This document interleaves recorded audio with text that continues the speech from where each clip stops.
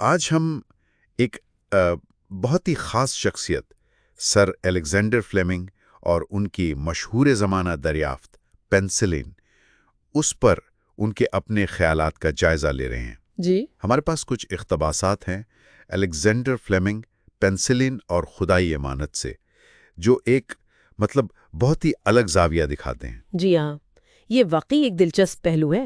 عام طور پر تو ہم سائنس کی دریافتوں کو موجد کی آپ کہہ لیں ذہانت یا محنت سے جوڑتے ہیں، بالکل۔ لیکن فلیمنگ کا نظریہ تو بالکل ہی مختلف تھا۔ ہاں، اصل بات جو ان ذرائع سے سامنے آتی ہے وہ یہ ہے کہ فلیمنگ نے پینسلن کو کبھی اپنی ذاتی کامیابی نہیں مانا، صحیح؟ نہ ہی اپنی ملکیت۔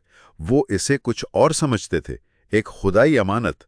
یہ خیال ہی اپنے آپ میں بڑا حیران کن ہے نا؟ یقیناً، اور یہ صرف کوئی خیالی بات نہیں تھی، انہوں نے اس پر باقاعدہ عمل بھی کیا۔ اچھا، جی، ماخذ بتاتا ہے کہ انہوں نے آدھی رات کو ایک دستاویز لکھی، ایک طرح کا معاہدہ سمجھ لیں۔ معاہدہ؟ جی، جس میں صاف صاف لکھا کہ بھائی پینسلن میری ذاتی ملکیت نہیں ہے۔ کمال ہے، اس دور میں تو یہ بہت ہی غیر معمولی بات رہی ہوگی۔ بہت زیادہ، خاص طور پر جب وہ سائنسی ایجادات پر حقوق ملکیت، پیٹنٹس وغیرہ کا تصور وہ زور پکڑ رہا تھا۔ تو کیا خاص تھا اس دستاویز میں؟ انہوں نے باقاعدہ رسمی طور پر مانا کہ یہ دریافت انہیں امانت کے طور پر ملی ہے۔ امانت کے طور پر؟ جی، وہ مالک نہیں، بس ایک نگران ہیں، ایک محافظ ہیں، اور دینے والا کون؟ خدا۔ اور ملکیت کس کی؟ پوری انسانیت کی۔ واہ، یہ تو اپنی دریافت سے ایک طرح کی دستبرداری ہے۔ بالکل، اپنے ذاتی حق سے دستبرداری۔ اور یہ بات ان کے اپنے آپ کو دیکھنے کے انداز سے بھی جڑی تھی، ہے نا؟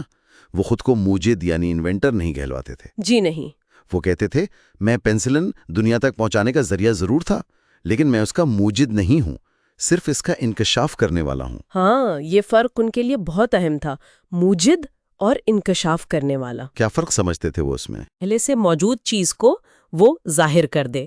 فلیمنگ کا یہی ماننا تھا کہ پینسلن پہلے سے موجود تھی؟ جی، فطرت میں، خدا کی بنائی ہوئی دنیا میں۔ ان کا کام بس اسے پہچاننا تھا اور دنیا کے سامنے لانا تھا۔ اور ذرائع یہ بھی کہتے ہیں کہ یہ جو انکشاف ہوا، یہ بھی وہ اپنی قابلیت نہیں سمجھتے تھے۔ بالکل نہیں، وہ اسے سراسر خداوند کا کرم اور اس کی عنایت کہتے تھے۔ اچھا، ان کا پکا یقین تھا کہ جتنی بھی بڑی دریافتیں ہوتی ہیں وہ انسان کی کوشش سے زیادہ خدا کے حکم اور اس کے فضل سے ہوتی ہیں۔ یہ ایک گہری آپ کہہ لیں روحانی سوچ ہے، جو آج کل شاید کم ہی نظر آتی ہے سائنس کی دنیا میں۔ شاید۔ جی اچھا، یہاں بات اور بھی دلچسپ ہو جاتی ہے۔ انہوں نے صرف یہ کہا نہیں بلکہ عملی طور پہ کیا بھی۔ پینسلن کا فارمولا بالکل عام کر دیا۔ جی ہاں، یہی تو ان کے عمل کی سب سے کمال کی بات ہے۔ کوئی پیٹنٹ نہیں لیا، کوئی طریقہ خفیہ نہیں رکھا۔ تو کوئی بھی بنا سکتا تھا۔ بالکل، انہوں نے نہ صرف فارمولا بتایا بلکہ باقاعدہ اجازت دی، قانونی طور پر، ذاتی طور پر، کہ کوئی بھی ملک ہو، شہر ہو، انسان ہو، کوئی ادارہ ہو، وہ اسے بنا سکتا ہے۔ یہ تو ناقابل یقین ہے۔ ان کے الفاظ تھے، جیسے ماخذ میں لکھا ہے، جہاں بھی اسے بنائے وہ اس کا انسانی اور قانونی حق ہوگا اور میرا اس پر کوئی اجارہ نہ ہوگا۔ اجارہ؟ یعنی کوئی مونوپلی نہیں؟ جی، کوئی کنٹرول نہیں، کوئی ملکیت کا دعویٰ نہیں۔ آج کے دور میں تو یہ سوچنا بھی مشکل لگتا ہے، ہر طرف انٹلیکچوئل پراپرٹی رائٹس، پیٹنٹس کے دوڑ لگی ہوئی ہے۔ بالکل، انہوں نے تو سیدھا انسانیت کی بھلائی کو ہر ذاتی فائدے سے اوپر رکھا۔ ظاہر ہے پینسلن نے لاکھوں جانیں بچائی ہیں۔ بلا شبہ، اور ان کے اس فیصلے نے کہ یہ سب کے لیے ہو، اس دریافت کے اثر کو کئی گنا بڑھا دیا۔ ذرا سوچیں اگر وہ اسے پیٹنٹ کروا لیتے تو کیا ہوتا؟